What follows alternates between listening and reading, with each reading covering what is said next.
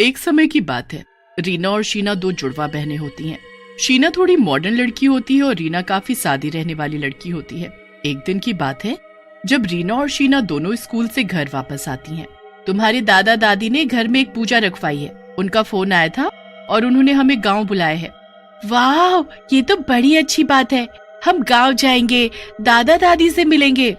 इसमें इतना खुश होने वाली तो कोई बात नहीं है। गांव में देखा है कितनी मिट्टी और गर्मी होती है, और वहाँ का रहना सहना, वहाँ तो फ्रिज भी नहीं है, फिर भी वहाँ की बात ही अलग है। माँ, हम कब जाएंगे गांव? बस 4 दिन बाद, जब तुम्हारी गर्मियों की छुट्टियां पड़ जाएंगी। उन्होंने पूजा तुम्हारी छुट्टियों में ही रखवाई है ताकि तुम दोनों भी वहाँ जा सको और कुछ दिन रह सको। पर माँ, मुझे नहीं जाना गाँव। देखो बेटी, अब गाँव तो जाना पड़ेगा, तुमको वहाँ अच्छा लगेगा, एक बार चलो तो। हाँ, याद है मुझे, पिछली बार मैं कैसे गोबर में गिरी थी। शीना मुंह बनाकर अपने कमरे में चली जाती है। रीना उसकी बात पर हंसने लगती है। उसके बाद उनकी माँ भी किचन में खाना बनाने चली जाती है। 4 दिन ऐसे ही निकल जाते हैं। उसके बाद रीना शीना अपनी माँ के साथ गांव के लिए निकल पड़ते हैं। गांव में जाते ही रीना तो खुशी से झूम उठती है, पर शीना का मुंह बना रहता है।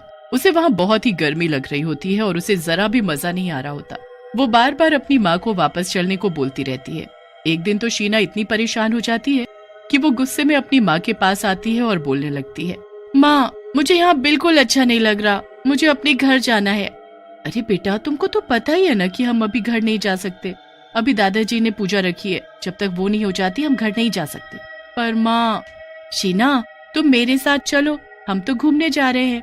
मुझे नहीं जाना कहीं। अरे तुम एक बार चलो तो सही, तुमको बहुत मजा आएगा, वहाँ तुमको गर्मी भी नहीं लगेगी। रीना के कहने पर शीना उसके साथ बाग में चल देती है। उनके साथ पड़ोस में रहने वाली कविता और छाया भी आ जाती हैं। वो सब लोग बाग में जाते हैं तो वहाँ शीना को अचानक एक शहतूत का पेड़ दिखता है। शीना एकदम चिल्ला पड़ती है, शहतूत, शहतूत, देखो देखो, जल्दी देखो। अरे क्या हुआ शीना, तुम इतना क्यों चिल्ला रही हो? शहतूत ही तो है। अरे तुमको पता नहीं है कि इसको शहतूत कितने पसंद है? हमारे तो शहर में ये सब मिलता ही नहीं है। हाँ, मुझे तो बहुत पसंद है, प्लीज मुझे कोई तोड़ कर दे दो, मुझे खाने हैं। अरे भाई, ये क्या चक्करों में पड़े हुए हो तुम लोग, चलो चलकर खेलते हैं। हाँ शीना, चलते हैं, वरना खेल नहीं पाएंगे। अब ये दोनों बोल रही हैं तो चल लो ना। मुझे नहीं जाना, तुम तीनों जाओ, मैं खुद तोड़ लूंगी, मुझे किसी की जरूरत नहीं है। शीना को सब मना करते हैं पर वो किसी की नहीं सुनती और सबको गुस्से में वहाँ से भेज देती है।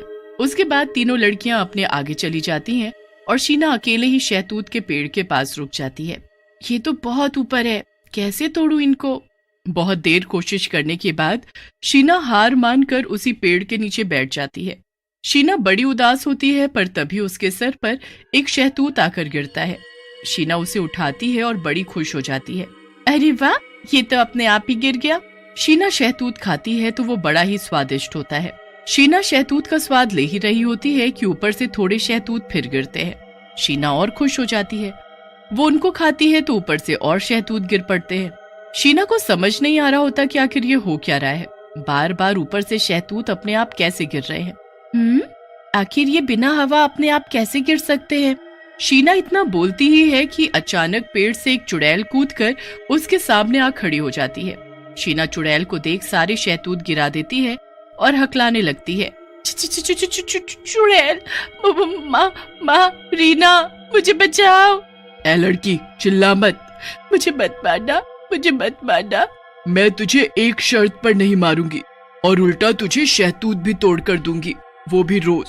शहतूत तोड़ कर दोगी? सच में? हाँ, और क्या, यकीन नहीं आता तो देख।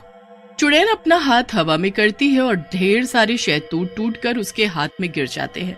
चुड़ैल वो शहतूत शीना को देते हुए बोलती है, देखा मेरा जादू, अब बता, चाहिए ऐसे रोज? हाँ, मुझे चाहिए। तो बस फिर मेरा काम करती जा। पर कौन सा काम? तुझे रोज मेरे लिए मांस लाना होगा। मांस? नहीं, वो मैं कैसे ला सकती हूँ? अरे ये तो बहुत ही आसान है, गांव में तो इतनी मुर्गी और जानवर होते हैं, तो बस उसी में से एक रोज ले आना मेरे लिए, पर आना अकेले, कि किसी को पता न लगे। हाँ, मेरी नानी और उनके आसपास के घर में तो बहुत सी मुर्गियाँ हैं। हाँ, मैं ला सकती हूँ। ठीक है, फिर तू अब घर जा और किसी को मेरे बारे में मत बताना। बस शीना फिर चुड़ैल से ढेर सारे शहतूत लेकर जाती है और मजे से आंगन में बैठकर उनको खा रही होती है। जब वहाँ रीना आती है और उससे पूछती है कि वो इतने ऊंचे पेड़ से शहतूत कैसे तोड़कर लाई, तो रीना उसको कुछ भी नहीं बताती। शीना अगले दिन फिर जब रीना और उसकी सहेली फिर से खेलने जाती हैं, तो शीना उनके साथ नहीं जाती। वो तो नानी की एक मुर्गी चुपके से टोकरी में डालकर बाग की तरफ भागती है। वो जाते ही शहतूत के पेड़ के नीचे खड़ी होकर चुड़ैल को आवाज देती है, चुड़ैल चुड़ैल, मैं एक मुर्गी ले आई हूँ। चुड़ैल शीना की आवाज सुनकर जल्दी से पेड़ से कूद पड़ती है। ले आई तू मेरी मुर्गी, जल्दी दे जल्दी दे। पर मेरे शहतूत? हाँ हाँ मैं अभी देती हूँ। चुड़ैल हवा में हाथ करती है और शहतूत अपने आप पेड़ से गिरकर उसके हाथ में इकट्ठे हो जाते हैं। चुड़ैल वो शहतूत शीना को देकर उससे मुर्गी ले लेती है और पेड़ पर चढ़ जाती है। नीचे शीना शहतूत के मजे ले रही होती है और ऊपर चुड़ैल मुर्गी के मजे ले रही होती है। पेट भरकर शहतूत खाने के बाद शीना घर चली जाती है। रीना फिर उससे पूछती है कि वो शहतूत कहाँ से लाई, पर शीना उसे कुछ नहीं बताती। अब शीना रोज ऐसे ही एक मुर्गी चुराकर चुड़ैल को देकर आने लगती है और बदले में ढेर सारे शहतूत खाती है। ऐसे ही करते करते काफी दिन निकल जाते हैं। शीना का अब तो बड़े अच्छे से गांव में मन भी लग जाता है। शीना का बदला व्यवहार देखकर रीना और उसकी माँ दोनों को अजीब लगता है, पर वो खुश होते हैं कि शीना अब घर वापस जाने की जिद नहीं कर रही।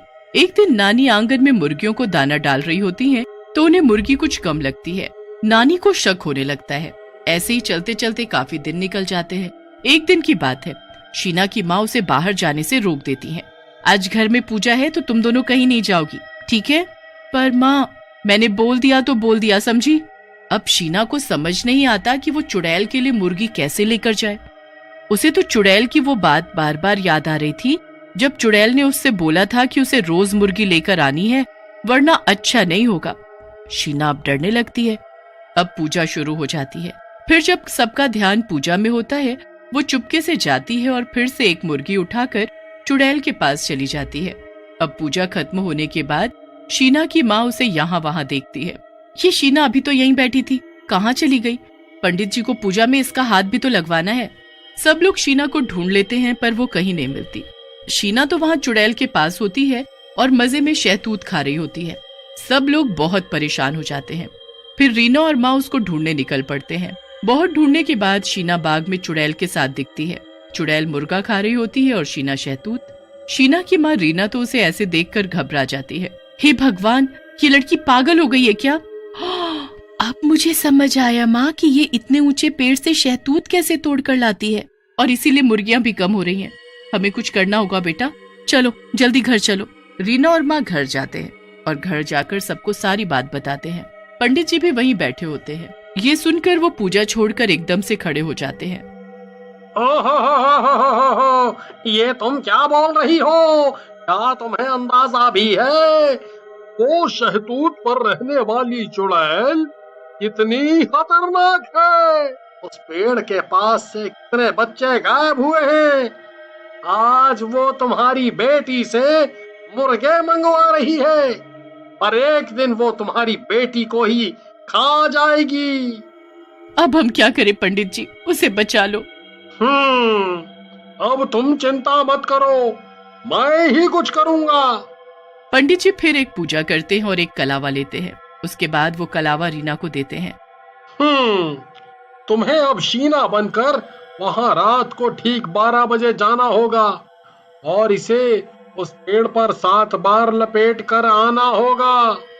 रीना बहुत डरी हुई होती है, पर वो अपनी बहन को बचाने के लिए रात को पहुंच जाती है और डरते हुए कलावे को उस पेड़ पर लपेटने लगती है। जैसे ही वो 6 चक्कर पूरे कर चुकी होती है और 7वां चक्कर लगा ही रही होती है कि इतने में चुड़ैल जाग जाती है और रीना को देख लेती है। ये तू क्या कर रही है? अभी तुझे जान से मार दूंगी। रीना घबरा कर नीचे गिर जाती है। ऊपर से चुड़ैल रीना को मारने के लिए चिल्लाते हुए पेड़ से नीचे कूदती है, पर वो पेड़ से कूद ही नहीं पाती और वहीं अटक जाती है। चुड़ैल नीचे देखती है तो उसे 2 एक जैसी शक्ल की लड़कियां दिखती हैं। ये एक शक्ल की 2 लड़की? हाँ, मैं हूँ ना शीना, जो यहाँ रोज आती थी। आज मेरी बहन ने मुझे बचाने के लिए अपनी जान दांव पर लगा दी, तो मुझे तो आना ही था उसे बचाने। ये तुम दोनों ने अच्छा नहीं किया, तुम दोनों को मार डालूंगी मैं। जब कभी इस पेड़ से उतर पाओगी तभी तो मारोगी ना। चल रीना, चलते हैं यहाँ से। दोनों बहनें घर चली जाती हैं और फिर कभी वो चुड़ैल उस पेड़ से नीचे नहीं उतर पाती।